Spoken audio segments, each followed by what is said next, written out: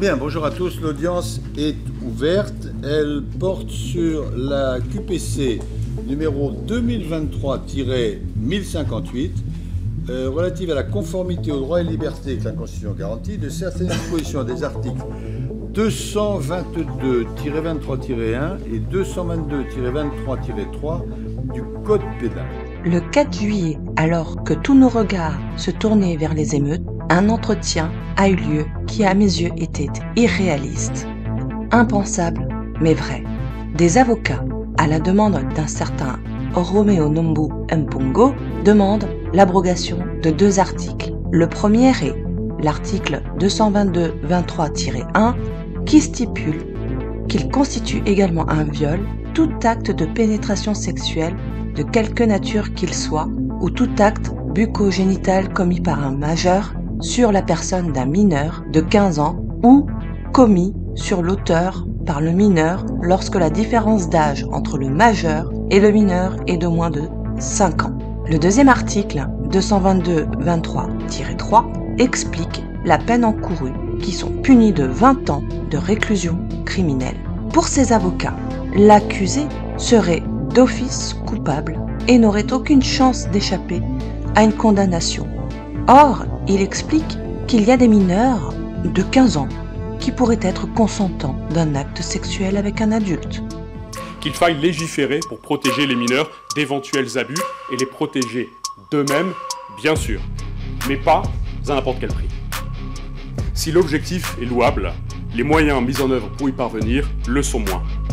Et à ce titre, les articles litigieux remettent frontalement en cause la présomption d'innocence. Pourquoi ? Parce qu'ils permettent de retenir la culpabilité de manière automatique.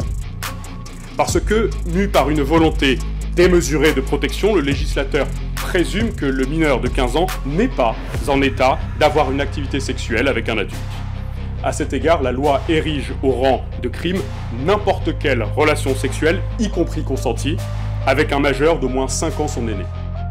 Or, en considérant qu'un individu se rend immédiatement coupable de viol du seul fait d'un rapport sexuel, l'on réduit à néant la présomption d'innocence, et cette brèche dans notre armure démocratique ne peut être tolérée. Et de réglementer certains rapports sexuels sans considération aucune des circonstances dans lesquelles ces rapports seraient intervenus, quand bien même s'agirait-il, pour ceux qui les vivent, de rapports amoureux ou, à tout le moins, consentis.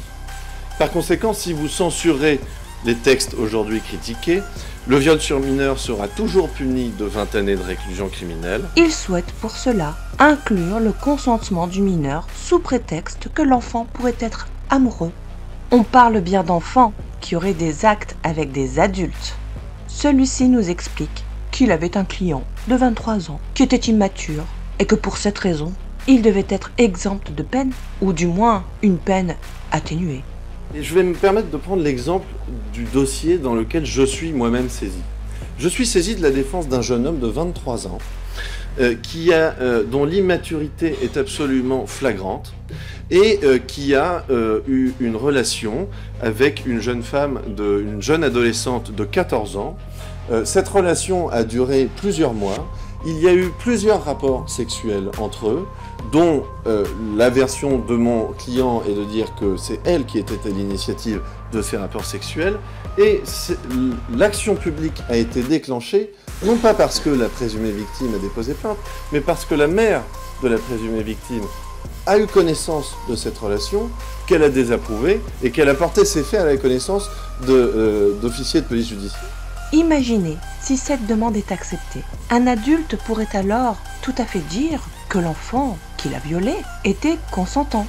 Eh oui, car on parle de mineurs de 15 ans, mais cela pourrait être également de moins de 15 ans. Je vous donne un exemple.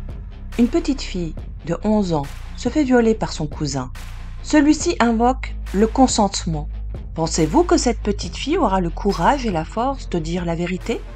Le regard de toute sa famille pourrait poser sur ses épaules. Chers Gaulois, réagissez vite car la décision sera rendue demain, le 21 juillet 2023. Alors, partagez en masse, s'il vous plaît. Nous sommes aujourd'hui le 4 juillet. Nous allons regarder tout cela de très près et rendrons notre décision le 21 juillet prochain. L'audience est levée. Bonne journée à toutes et à tous.